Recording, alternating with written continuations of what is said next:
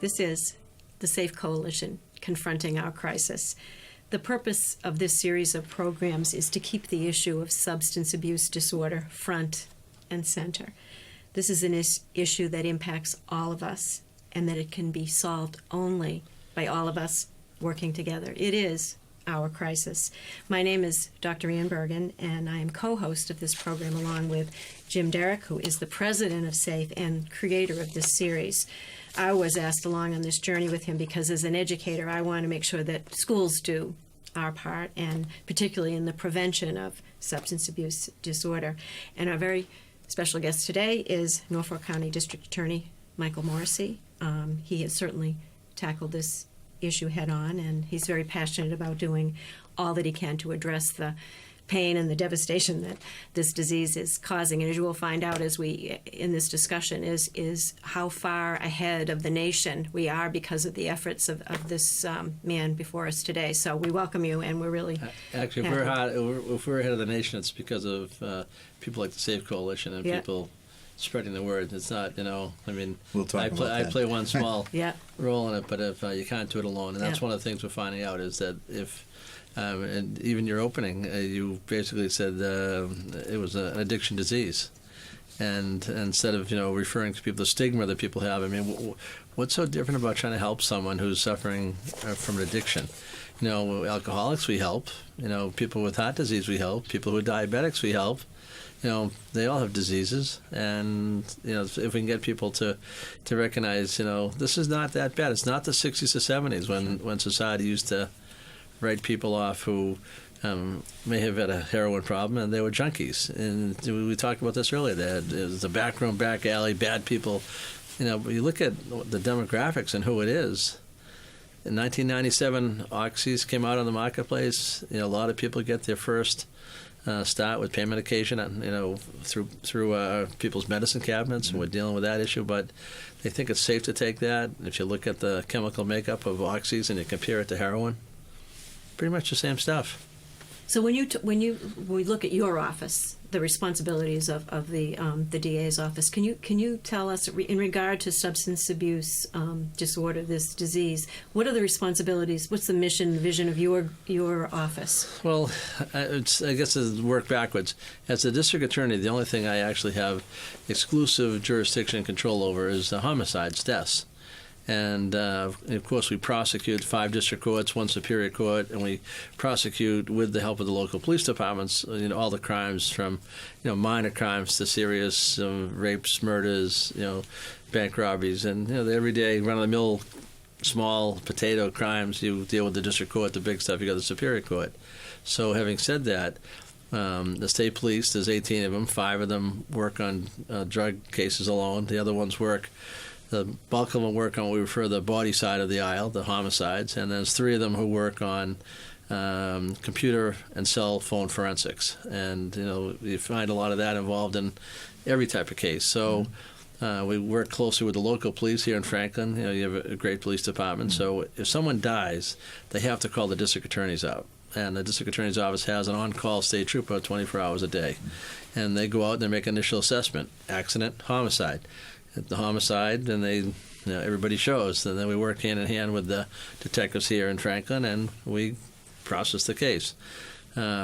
Shortly becoming the district attorney, Billy Keating, the former DA and my good friend and now congressman, said, you got to take a close look at what's happening in the world of overdoses and pain medications. Getting to be a big problem. I don't think heroin was as big 6 years ago, but I think the pills were coming to bear, and then and heroin's kind of getting its niche in the marketplace.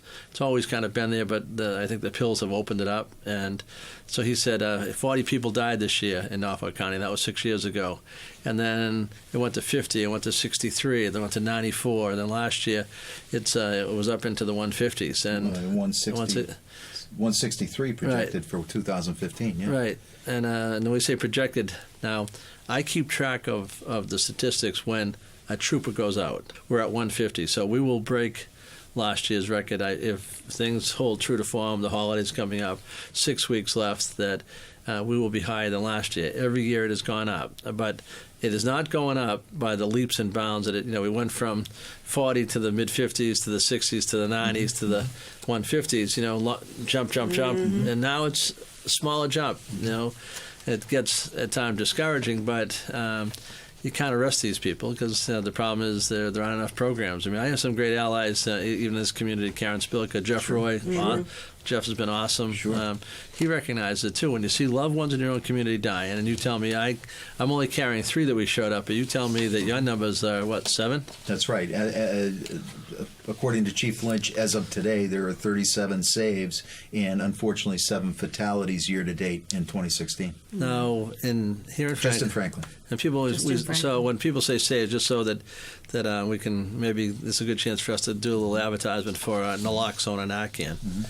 Narcan is a drug that the DuPont has a drug that goes and it will reverse an overdose. And DuPont calls it Narcan. The drug itself is called naloxone. Mm-hmm. So when we use the term Narcan or naloxone, we mean the same thing. Mm-hmm. Now, here in Franklin, the entire police department is carrying it. Mm-hmm. The fire department is carrying it. And who runs your ambulance service? Is it private or town run? It's town run. So probably the fire department then is probably running it. So yes. They've probably had it. So everybody in town, this is one of the places where almost everybody in Norfolk County has it. But I know that after you set up the coalition, you also have access. Is Joanne Peterson down here? That is right. We opened a Learn to Cope chapter thanks to the efforts of Kathy Getchell, a dear friend, and we have about 50 people a night on Monday evenings at 262 Chestnut Street, First Unitarian Universalist Church in Franklin, Learn to Cope, and it's from 7 to 9 p.m. We get about 50 people a night, and we probably train on average 11 families a night and distribute Narcan free of charge. So you're absolutely right. It's getting out into the community through various channels. Okay, we trained your school nurses, I believe. We trained athletic directors. We've trained anybody who wants to be trained. And Learn to Cope is there was a woman named Joanne Peterson who probably 10 years ago had a son who was afflicted with an addiction-related problem, and she was lost what to do. So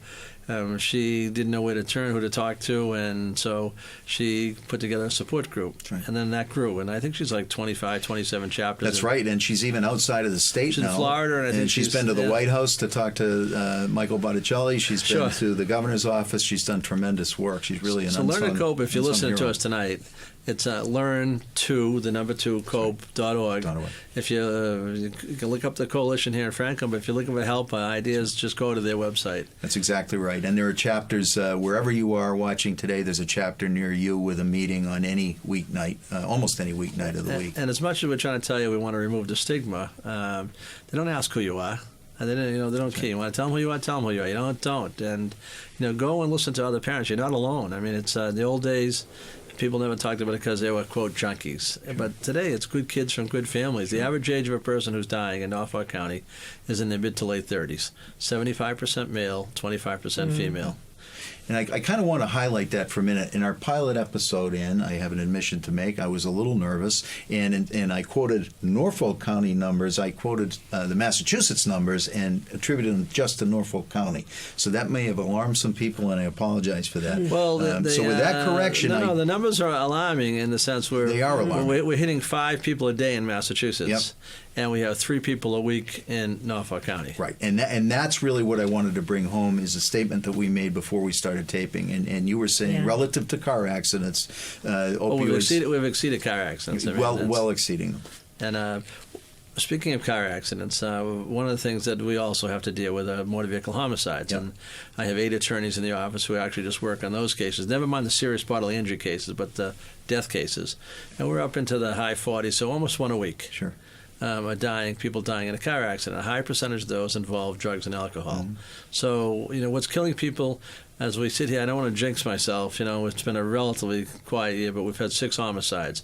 And the homicides we have are generally people who know each other, domestics, roommates, fights and quarrels. Not too many random acts of violence, thankfully. Mm-hmm. Very safe county, but we're still losing 3 people a week, 1 person in a car accident. So when you become the district attorney, you say, how do you get into that? How do you take the...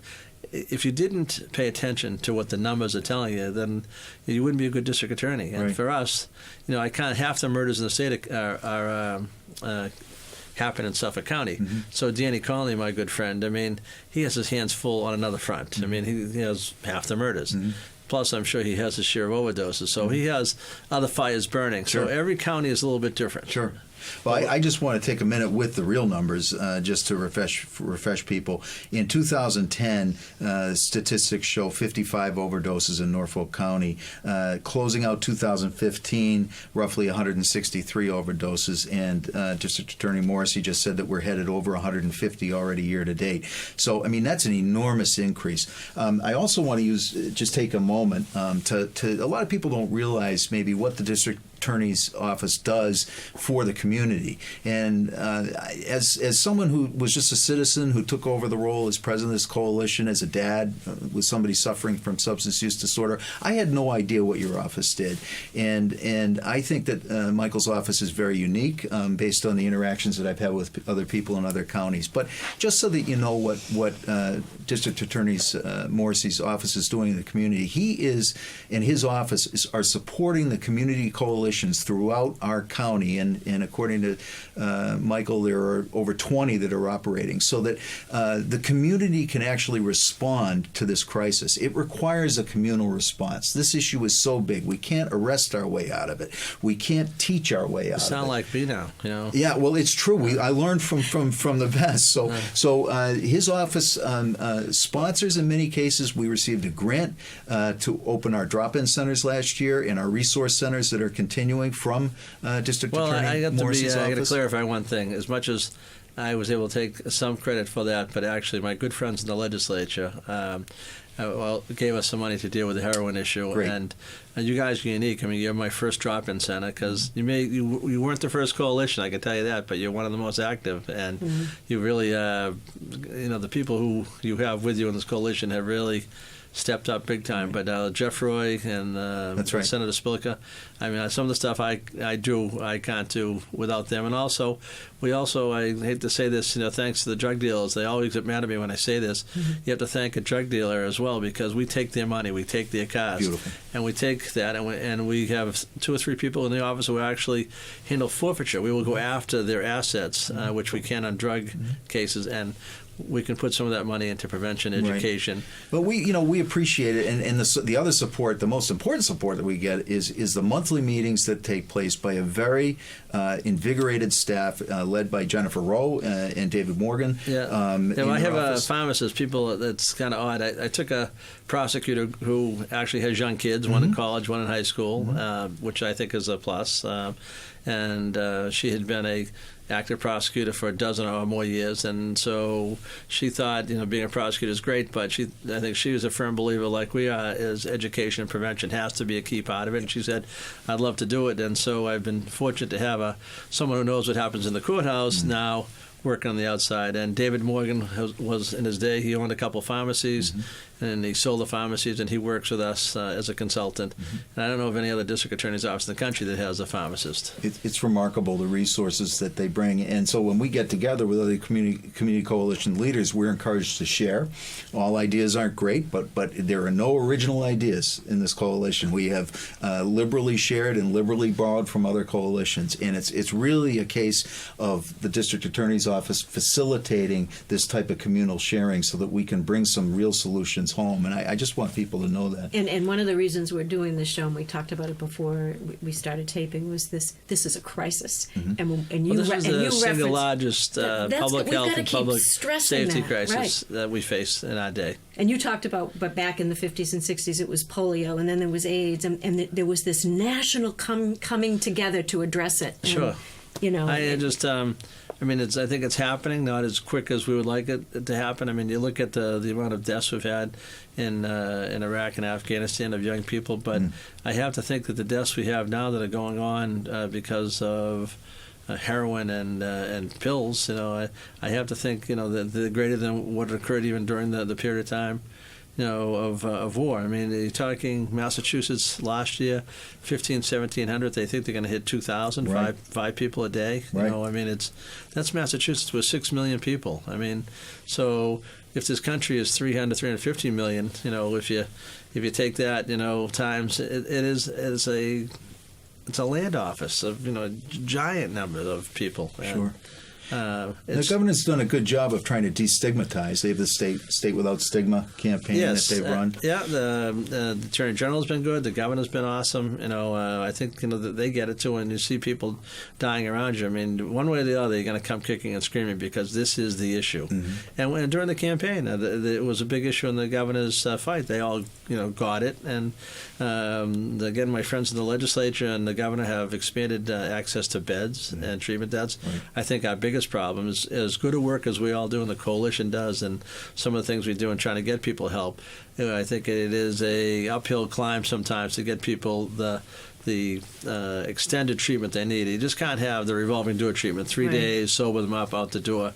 And I know some people say, and we talked about this too, is, well, why help these people? Well, there are people. Right. And not only that, we help everybody. We're a society that cares about people. So if you have if you have a heart disease, we help you. If you have, if you're obese and you're diabetic, well, hey, we don't write you off and say, it's your fault. Well, that's the response when people say, well, you keep reviving these people. They keep taking drugs and you keep reviving them. They're not learning their lesson. This isn't working. But your response to that, of course, is... Well, my sister, I usually, when I talk to a lot of group of people, I say, okay, how many have a close friend, family member who has been afflicted with cancer? All right? You got one? Sure. Mm-hmm. Yeah. All right, so, my mother died of cancer. My brother's going through cancer treatment right now. That's in my own family. And we all have someone. Right. So then I said, okay, how many know someone who's been afflicted with a substance disorder problem? Hello, it's us. It is us. So get over it. You know what I mean? So it's us. And my sister has been a good barometer for me as far as her husband was a good guy, but he just couldn't stop drinking vodka, and he'd get sober and worked. And so she finally say, until you've lived it and been there and seen it and see the pull and how strong that urge is for someone to continue that use, you just don't get it. And I have to agree with her. You've seen it because you know it firsthand. Yeah. And so you get good people who get caught up. Yes. Now, it may be that they're more susceptible, because of how they're wired. Right. It may be that the whole genetic component. Right, or maybe they come from a family with a history of problems. And it may be, I don't know that anybody goes out and takes heroin for the first time. But there are people who do, and there are people who, if it gets into the issue of, marijuana, which we can talk about a little later, but there are people that the pull and the ability to get addicted is just, it's greater for some than others. It's a disease. It is a disease. I'm curious from your point of view, where do you see this headed, Michael? I mean, do you see it? Obviously, the numbers aren't looking good.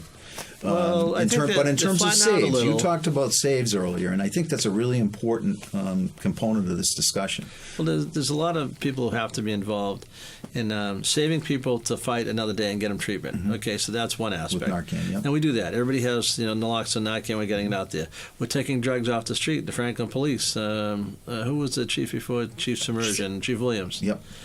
He was one of the first people to take a drug take-back box. They're taking hundreds of pounds of drugs. Chief Lynch said it was literally, as measured by weight, tons that they've taken out of there. Now, young children get their first experience, 60 to 70% of them, out of our own medicine cabinets. That's right.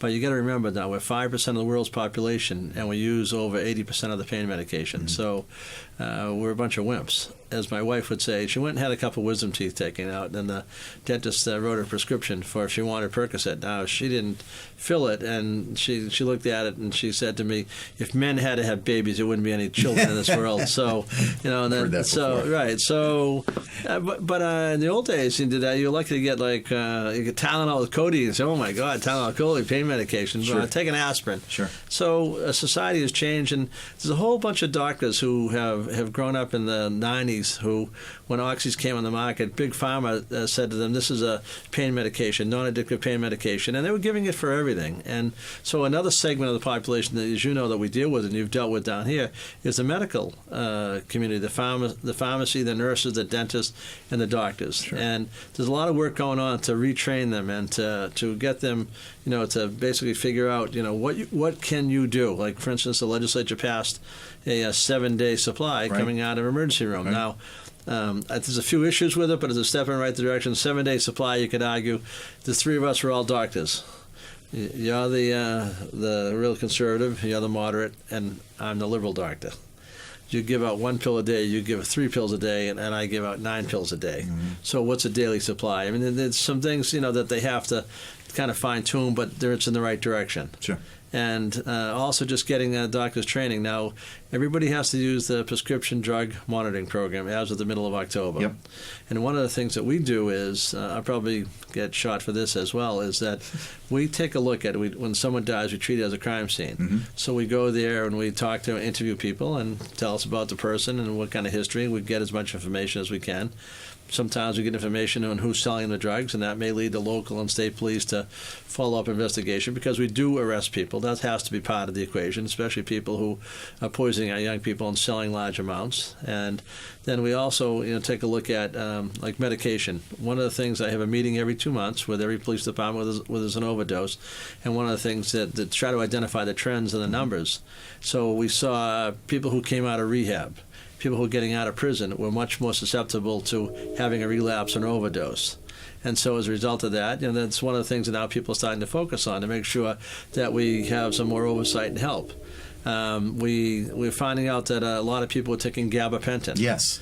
And we've talked about this. I hear that it's on scene a lot of times with a heroin overdose. But half the time. Now, gabapentin is a drug. It's not a scheduled drug that we're working to get scheduled, but it gives people a high and a little euphoria, a head start, and taking the heroin, a little boost. And it's a seizure disorder for neuropathy. Yeah. But they figured out that they can take that, so you find that at the scene. Yeah.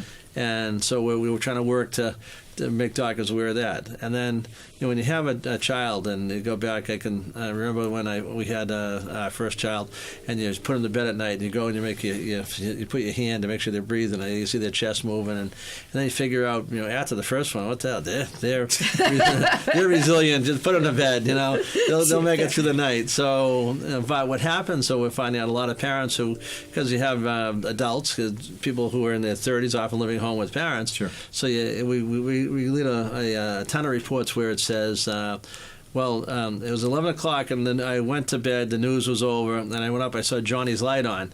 And so I went in and I checked on him, and he was in bed and he was snoring, and so I hit the light out. Well, we're finding out that Dr. Muse, as you know, you've met Dr. Muse. Yes, I did. He runs emergency medical services at Proctor Hospital as a consultant with us as well, and he calls that the death rattle, is that if someone is snoring and they have a drug-related problem, substance abuse problem, not good. No. Wake them up. It's the beginning of the signs of an overdose. Sure. It's the drug telling the brain to shut down. The body parts, so your breathing gets labored, and it's labored breathing, not snoring. Yeah. So wake them up. Yeah. Last question from us, Michael. I just wanted to ask you: I get this question all the time. Fentanyl, and this terrible amplification of that. The elephant tranquilizer. Is there any thought of prosecuting these people for manslaughter, Absolutely. Murder? And where is that? There's a couple of problems. We have had a couple of manslaughter cases, not in my administration. I think Billy Keating had, but the problem always gets to, and this is a kind of a very interesting question. Usually when someone shows up, when the state police get there and they're investigating the scene, the product is gone. So when you say, you have to be able to show that chain of custody from, who sold it and how did they get it. And so that's one problem you get.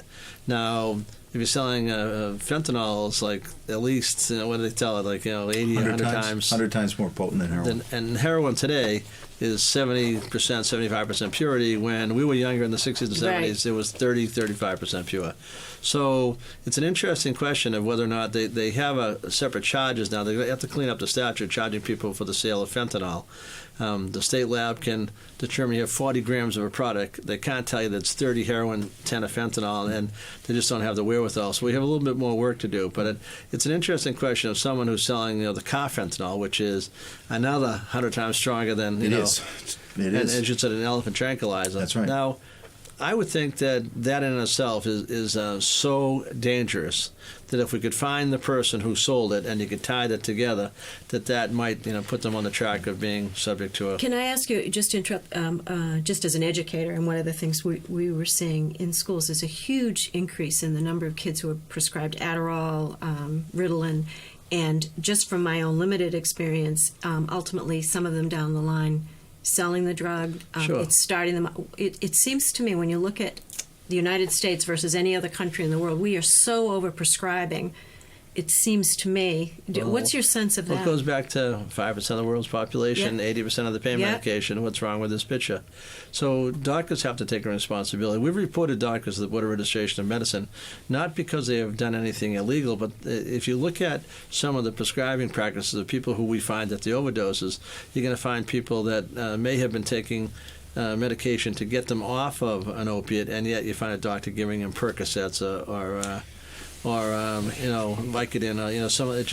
It doesn't make any sense. And now we are finally requiring people to use that when they The PMP. Right. Before it was you had to sign up for it, and so the participation was low. Now you're required to use it in pharmacies, and the Attorney General has been forcing the pharmacists to also comply. She had an agreement recently with CVS. I saw that. All good stuff. Yeah. And pharmacists know a lot more, in my opinion, than doctors often about the interaction of drugs. But, that they have to have some responsibility, too. They got to recognize this problem. But we've stopped the doctor shopping. So that if you went to Dr. A in Franklin, then you decide you're going to go over to Milford, to Dr. B. Well, if you check the PMP, you're going to find out, geez, I just gave Jim, 100 pills of, 30 milligram Percocets. Sure. And if you repeat the same story to the doctor in Milford, he should give you the same medication. Sure. So that's the prescription monitoring program, and people can actually check on that in their pharmacy and Yes. just ask. They can. Yes. I mean, this is a consumer related issue too, and make sure that it's now that it's required, it should be taking place. But I've done that. I've asked. Well, have we you checked the prescription monitoring program? we use it as a tool in our investigations. Sure. So That's terrific. And we're hoping the boards of registration, not that the doctors have not done anything illegal. I don't want to, but I think that they may be violating standards of practice. Sure. And so we've given the board a couple of cases to think about. We've had a couple of doctors who have actually turned their licenses in.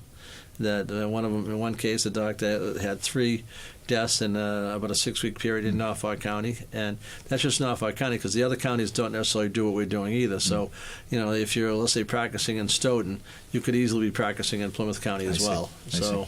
I have a question, though, just because of the recent ballot question about marijuana. You referenced it, and I think there's a little bit of misinformation. I think just from hearing parents talk and say, well, don't worry, it's only marijuana. But as you were saying about other drugs, it's not the marijuana of yesteryear, and it's not as simple as that it's harmless or, with, like you said, not being approved. But I think the information has to get out. We don't send people to jail for small amounts of marijuana. Right. And the old statute was you could have an ounce of marijuana and you'd pay a $100 fine. Now, find me a police officer that has ever written a violation, and I'd love to meet him. So as a practical matter, it's just, that people did not enforce it. So it was decriminalized, Right. and now we've made it legal. But we also opened up the issue for people can say, well, if you have glaucoma and you need medical marijuana, and there's probably some legitimate uses for Right. it. But, all you have to do now is to go to the doctor and tell them you're depressed, or you have a headache, and they'll give you a prescription for marijuana. So access to marijuana was here. And the whole campaign is really was designed to build upon the success that tobacco had. What was tobacco's goal? And all the Joe Camel and everybody else, focus on young people, get them hooked at an early age, and you got them. Once you got them at a young age, you got them good. Now, we know from all of the doctors who are much smarter than us that if you take a look at brain development and young children getting access to both alcohol and drugs, and I'm not suggesting, hey, at some point in your life, kids are going to make a decision, even young adults, you're going to try drugs and alcohol. I don't mind a drink either. So the question is, with moderation at the appropriate age and making good decisions, alcohol can be fine. Even marijuana use, I don't advocate it, but you got to get older. If you start using it younger, you become more susceptible to addiction-related problems. Your brain development is affected. Statistics bear that out. But what I saw on your website, too, was that the lung damage, that it's brain and lung damage, and that's irreversible in many cases. The fact of the matter is, what Michael's talking about is exactly right. As the age slides down of first introduction to any mind-altering substance, be it alcohol or marijuana, and in Colorado they've seen this. They've seen that since legalization, the average age of first use is sliding down into that 12-year-old age, and that is not a safe age at which to start modifying and interrupting that I don't want to be a brain judge. Some growth. kid going to college and like that they can end up right. trying some alcohol, and course. part of maybe growing up, and it's not the end of the world. Right. However, get older, Sure. and even your brain develops all the way into your mid-20s. I mean. And there's no potency. I think you covered this earlier. Well, the 8 to 10 potency is off the charts. 8 to now. 10 times stronger. Yeah, And, that's the thing. And marijuana is very expensive. I mean, that's the other part these days. It's a pound of marijuana can be from $3,000 to $8,000. I mean, it's so. It's obviously the underground economy, people selling it as well, and you don't know what you're buying as well. So people say That's that's the other thing, right. well, they say, well, that's why to make it legal. It isn't the reason to make it legal. We had it.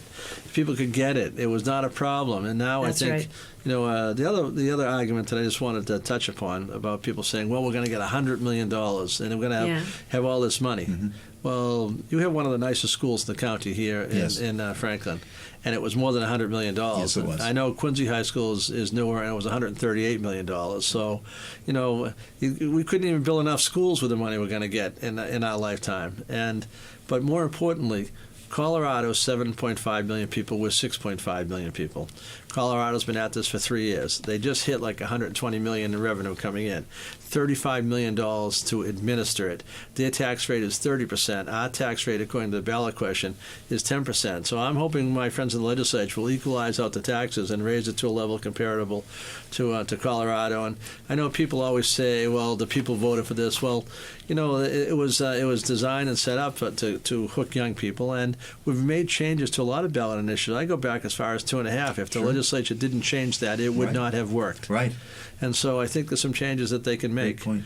Dealing with issues that people don't even think of, like police, that we're going to have drug recognition experts out there. So we're going to have to train more police to be able to handle stops for driving under the influence of drugs. And the dogs, they're going to have to all be retrained. Well, I think there's an enormous misnomer out there that driving under the influence of marijuana and THC and other illicit drugs is not equivalent to drunk driving. And the fact of the matter is it modifies your ability and inhibits your ability to operate any heavy machinery or a motor vehicle. It's saying to someone, it's not against the law to drink and drive. Right. It's against the law to drink and drive and to be impaired. That's right. And so, you can arguably you can have a couple drinks and drive. But once your impairment, gets to the point where, now one of the levels of impairment is a 0.08 alcohol reading is a presumed impairment. And so, they can measure that, numerically. You don't have the same thing with marijuana. That's right. And so there's no tests right now marijuana stays in the system 30 days, so you don't know how to measure the marijuana use other than using a drug recognition expert. And we have a long way to go. I think that's one of the next things we're going to be spending some money on to try to get more police departments to have a drug recognition expert, more people be trained in how to administer the test and be able to perform the work they have to make an assessment of whether you're driving impaired. I just had a final question about prevention piece. This quote, I thought it was good. It's easier to build strong children than to repair men. That was Frederick Douglass. So the whole prevention piece. I was just curious what your office is doing in terms of working with schools or the education component of that. Is that a piece of what you guys are doing? We do a ton of work with schools. We have, okay, you have the arrest part, so we have the law enforcement, Right. but that's only one. Right, We're right. trying to downplay that. Then we have the community coalitions, get the community involved, and that may include, as it does here, educators, but doctors, pharmacists, people, the community coalitions, that's one way to keep the issue out front and to get it. Then I'm a firm believer that we got to get down into even the middle schools and to send a message to young kids, because as you get older and you develop health problems, take a look at cigarettes. People with lung cancer, preventable lung cancer. If what it costs us millions and millions of dollars a year, we do provide treatment. We don't say you were stupid for smoking cigarettes, so we don't want to give you any treatment. That's right. Well, people who may get hooked on heroin and/or drugs, we can't say you were stupid. It's just you find yourself more susceptible, and it's a disease and affliction that we got to help them. But if we can tamp down that use and get the message out, grab the medical community. They're a key component. That's why we're working with pharmacies. We have a summit coming up in April for the medical community as well. Yeah. And the district attorney's office also supports a high school competition, if you will. So we have a Franklin peer-to-peer group. actually is one of the winners. That's right. I know I get to see some of the bad kids in the sense. When I say bad, I mean that's an unfair characterization. But children who may find themselves court involved. Right. And so and then there could be a variety of reasons. And there's a variety of things I tell kids, and I tell my own kids, small problems we can deal with. Big problems have big consequences, and that could be. I mean, I'm looking at I get heartbroken when I see a 17-year-old kid end up in an accident, killing one, maiming another, and everybody's life is ruined. There's no right answer to that question. I can tell you right now that sending someone to jail for that, someone could end up doing some time, but it doesn't change. Everybody's life is ruined, and so. That's why we've put the focus on making good decisions. Right, and it works in the high schools. They get excited about it. Young kids, if we get the good kids who make good decisions, That's right. What's the TSA say when you travel? If you see something, say something. Exactly. And if we get the good kids, they're leaders, natural leaders. You had a girl here in town that we just honored for the work that she has done. Her husband, her father had died of cancer, and she became an award winner for as a peer leader. And your high school, I think we pitch you against King Philip. I think. Yes, you do. In the conference, natural allies and competitors. And ironically, I need to say, in the spirit of full disclosure, we will not advocate for either because we represent both. But it's nice to see that good, healthy. I advocate for all the kids. Well, it's a friendly competition in the sense. Public service work, getting the message out, and they also do a ropes program with the YMCA. That's right. And so team building, all good stuff. So one of the things we've been talking about a lot, though, is the other side to that is the idea is that so much of substance use disorder stems from mental health issues. It isn't a question of choice. Sometimes it's a question of just numbing pain, or that speaks to the need, and we've been talking about it as communities, is more mental health services, more counselors in the schools, because a lot of times it is self-medicating. It's dealing with pain. Sure. It's dealing with all of these things. That's why we have. I think we're the only county in the state that has a veterans court, a mental health court, and a drug court. And not everybody is eligible for them. But if you have the right support network, then I always tell some of the veterans. I went to the veterans graduation just before Veterans Day, and Judge Hogan Sullivan runs the program. She's also in charge of all the specialty courts, and that's great. And she's awesome.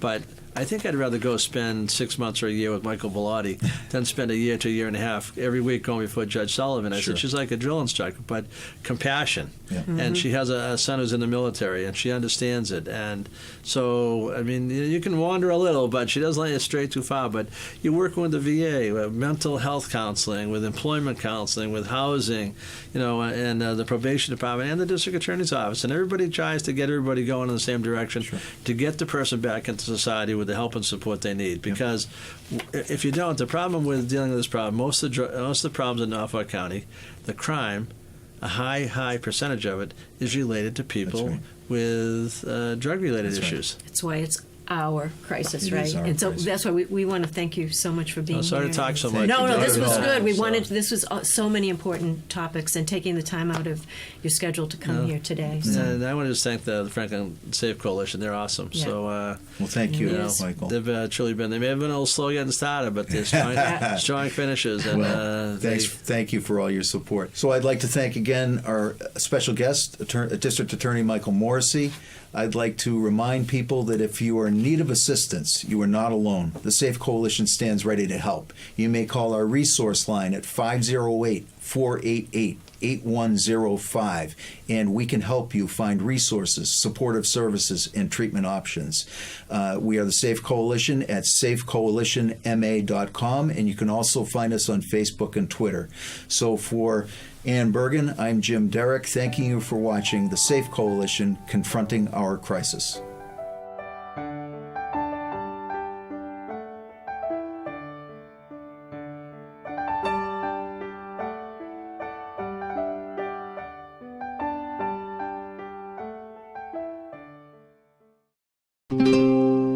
This program was made possible by your Franklin friends and neighbors, good folks just like you. Thanks for supporting Franklin TV. And thanks for watching.